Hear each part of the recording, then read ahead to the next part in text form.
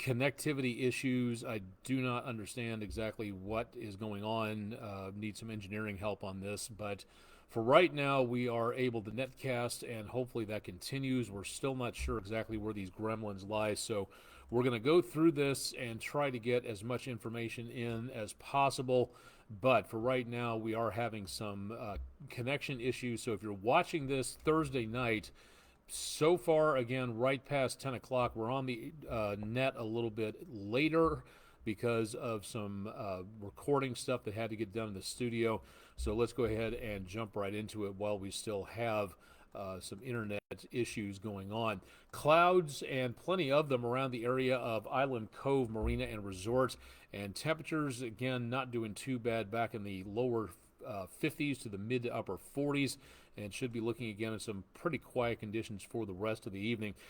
I-75 South, we featured this on News 12 earlier tonight. This area, major multi-vehicle accident right before you hit the Ottawa exit on I-75, just south of that exit on North 75. Everything is moving along at this time, so we're not seeing any problems with backed up traffic at this, the time we're getting on with the netcast, so good news there. Just a little farther south, I-75 around Bonnie Oaks, that also showing some good traveling conditions for now. Everything moving in both directions. Bit of a parking lot earlier from around Ottawa all the way down to Shallowford. Several miles worth of backups, but as of right now, T-Dot camera not showing, again, a lot of any major concerns. Temperatures just past the top of the hour. We are back into the 40s and 50s, a few lower 40s here and there, but otherwise not bad, and should be, again, some quiet conditions into the area for the rest of the evening tonight and into tomorrow. That's where the rain chances start to move on through. So we do see, okay, there's that gremlin showing up again. Breezy, some showers developing, and temperatures should be upper 50s to lower 60s, not doing too bad across the region. But for anything going on outdoors, that is where we're going to be seeing the potential for some rain chances across the area. Still very mild, still very breezy, and doesn't look like a major concern for the rainfall, but the kids will need some rain protection going to and coming home from school. So that could be, again, just a bit of a problem there. Into overnight, again, temperatures into the upper 40s with rain chances beginning as we get into tomorrow morning. And that is all part of a series of storm systems coming on through. If you're just joining us, welcome to the show. I'm Chief Meteorologist Austen Onek. This is Weather Overtime from downtown Chattanooga, Tennessee, United States, North America, planet Earth, solar system. We're watching a couple of systems coming on through. Chattanooga, way on down here in the News 12 viewing area.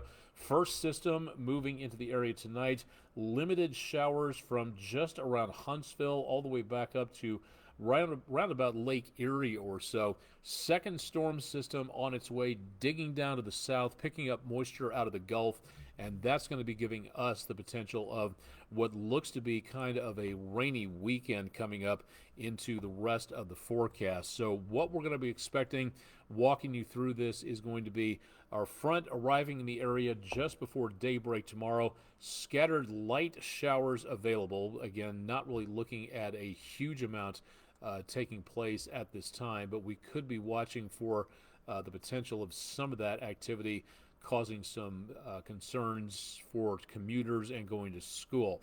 Going into around tomorrow afternoon, light scattered showers possible.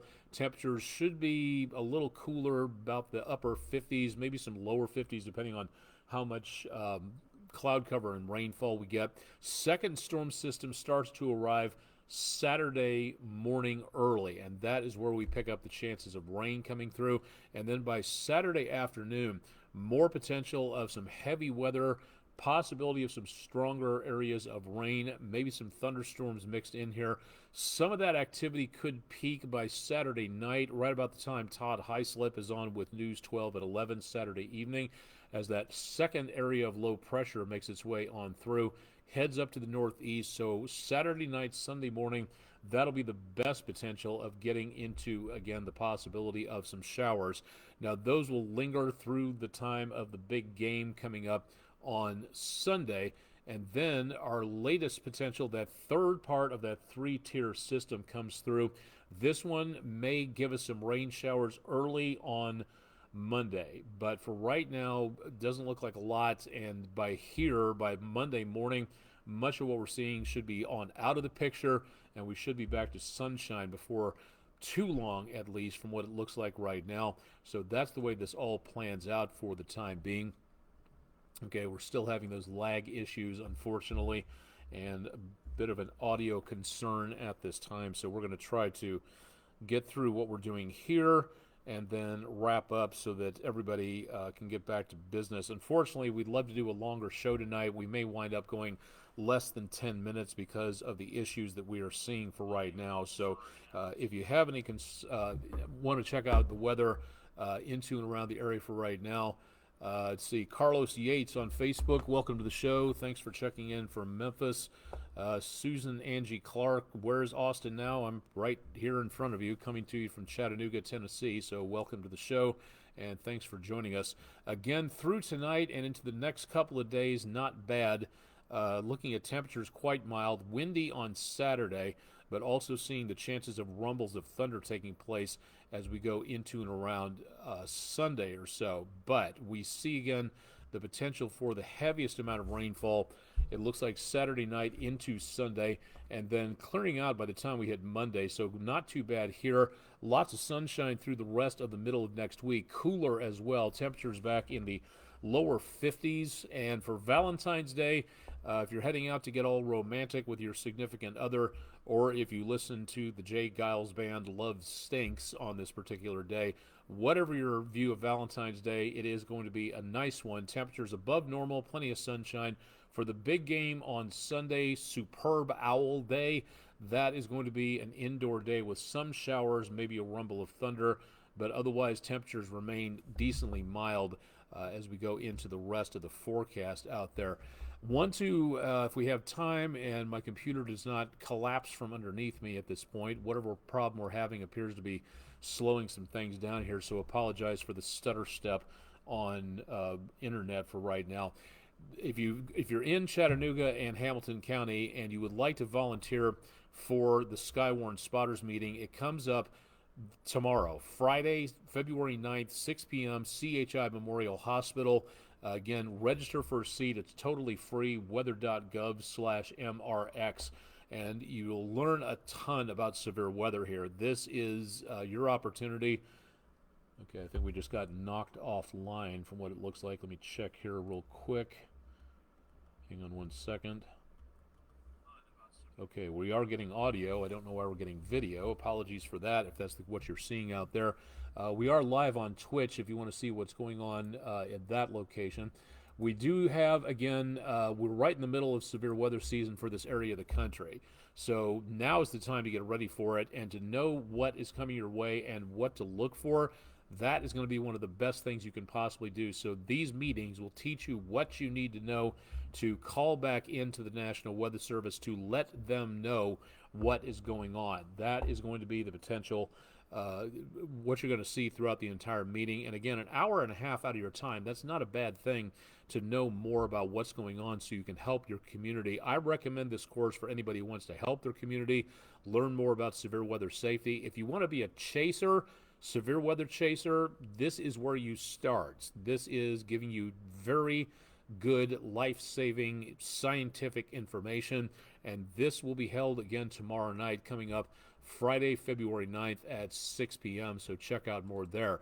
About a week from now, Thursday, February 15th, Bradley County 911 Center in Cleveland, Tennessee for Bradley County residents. Your next meeting will be Thursday, February 15th at 6 p.m., right smack in the middle of February. And down the line by about a month and a half, Marion County, Tennessee, Thursday, March 21st at the Lawson Building in Jasper, Tennessee. These so far are the only meetings that have been posted by the 4 National Weather Service offices that cover this particular area. National Weather Service in Peachtree City, Georgia, has not updated their page since January. National Weather Service Huntsville has not offered any new classes other than what they have on their schedule so far. And the National Weather Service Nashville does not have a Skywarn spotters page per se. So these right now for in the News 12 viewing area, those are the only meetings for our viewing counties that we are currently aware of. Now, there may be more coming up in the next several days and weeks. Usually these things happen in the autumn, late autumn, early winter, because that's our secondary severe weather season. But we will also see the potential again for severe weather now, the best potential February through about April. That is what we need to watch out for. Where do you get this information from? It's very simple. You go to the National Weather Service. Here's the easiest way to do it. Go to the weather symbol up on top or click on the banner. That'll take you to the main page, weather.gov, weather.gov. Click on your generic area. Let's try to get on to Hamilton County. That takes you to the National Weather Service in Morristown. Click on local programs, scroll down to Skywarn, and then get more information there about what's going on with the meetings, where the classes are going to be held, what to do. And so far, these are the ones that we have. Again, Hamilton County, Bradley County, and Marion County is the only one in our viewing area. Just outside of our viewing area, Roane, Knox, Hamlin, Blount, Anderson counties all have spotter meetings taught by the National Weather Service that cover the eastern third of Tennessee. But these are the only meetings that we have available for you to show you at this time for that particular area. Now we go down to Peachtree City, Georgia, click on their Skywarn bit of information, and they also cover the northwestern part of Georgia that News 12 covers in that area. Let's see, where did it go? Here to view the schedule to find a class near you. And the last I checked, it hasn't been updated since the 17th of January. So, and they didn't have anything for our area to begin with. So this was all updated for the 2023 late fall season, and there's no new information here. So for this part of Georgia, there is currently no information about any new classes coming up. So definitely some thing we're going to be checking out there, so definitely want to stay tuned for more on that if you want to learn more about what's going on. Ruby Rowe, thank you for joining the show from Mississippi. Thanks a lot for checking in, and everybody over on Twitch, do appreciate you watching what's going on here, and thanks for following along. Probably one of the only weather Twitch sites on there that involve a little bit of local weather. I was not able to find too much of anything else out there. So thanks to everybody on Twitch for following along and keeping an eye as to what's happening. Our glitch is getting worse, and it looks like our audio is getting knocked off somehow. I'm not too sure why or how this is happening, but we're probably going to wrap things up here in just a minute. Let me do one more thing to let you know about this. The Dalton, Georgia Amateur Radio Fest, or Ham Fest as it's known, will be Saturday, February 24th, 8 a.m. to 2 p.m. at the North Georgia Fairgrounds in Dalton, just to the southeast of Chattanooga, and that'll be a couple of weeks away. So find out more at their website, qrz.com/db/W4DRC, if you'd like to check in with more information on what's happening there and attend. And as soon as we get any other information about other amateur radio ham fests around this area, we'll let you know about it. But so far, this is the only one that we've been made aware of, so keep it tuned to News 12 for more on that. This is the 15th anniversary of the Super Tuesday outbreak back in 2008, where I was back in the Mid-South area